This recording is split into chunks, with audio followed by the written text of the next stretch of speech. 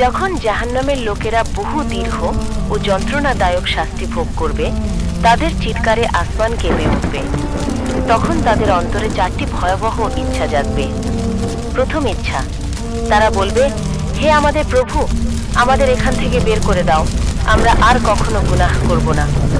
কিন্তু আল্লাহ বলবেন, দূর হও, আমার সঙ্গে আর কথা বলো না।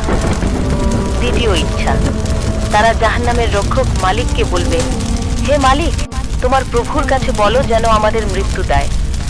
মালিক বহু যুগ নীরব থাকবে, তারপর বলবে, না, তোমরা এখানেই থাকবে চিরদিন। তৃতীয় ইচ্ছা, তারা শাস্তিদাতা ফেরেশতাদের বলবে, আমাদের অন্তত একদিনের জন্য শাস্তি হালকা করে দাও। ফেরেশতারা বলবে, তোমাদের কাছে কি রাসূল স্পষ্ট নিদর্শন সহ আসেননি? এখন তোমরাই দোয়া করো। কিন্তু অবিশ্বাসীদের দোয়া কবুল হয় না। চতুর্থ ইচ্ছা, তারা জান্নাতের লোকদের বলবে, ভাই, আমাদের এক চুমুক পানি দাও, অথবা একটু জান্নাতের খাবার দাও। জান্নাতের লোকেরা বলবে, আল্লাহ এই সব কিছু কাফিরদের জন্য হারাম করেছেন। তারপর আল্লাহ বলবেন, আজ আমি তোমাদের ভুলে যাব, যেমন তোমরা দুনিয়ায় সেই দিনের কথা ভুলে গিয়েছিলে। আল্লাহ আমাদের সবাইকে জাহান্নামের ভয়াবহতা থেকে রক্ষা করুন। আমিন।